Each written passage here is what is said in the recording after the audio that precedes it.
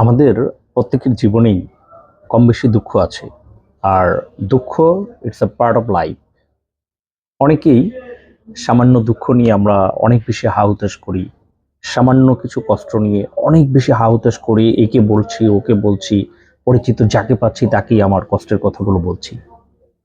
কিন্তু এই যে কষ্টের কথাগুলো আমি অন্যকে বলে বেড়াচ্ছি বা অন্যকে বলছি, আপনি কি জানেন এতে করে আপনি নিজেই অন্যের কাছে ইনসাল্টের পাত্র হিসেবে বিবেচিত হচ্ছেন।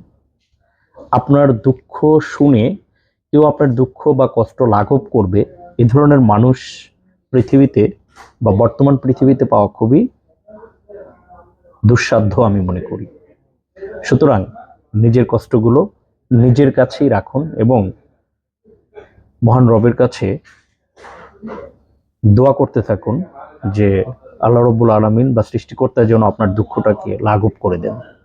কিন্তু আপনি যখন মানুষের কাছে বলছেন, আপনার সামনে হয়তো তারা আপনাকে সমবেদনা জানাচ্ছে বা আপনার কথার কষ্টের কথা শুনছে, কিন্তু আপনি চলে যাওয়ার পরেই সেই কষ্ট নিয়ে বা আপনার দুঃখ নিয়ে বা আপনার কষ্টের বিষয় নিয়ে অন্যের সাথে সেটা নিয়ে আলাপ আলোচনা করছে এবং হাসাহাসি করছে।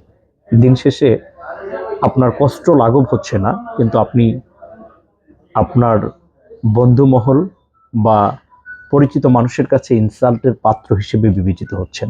তাই নিজের দুঃখের কথা বা নিজের কষ্টের কথা নিজের পর্যন্ত রাখাই বর্তমান পৃথিবীতে শ্রেয়।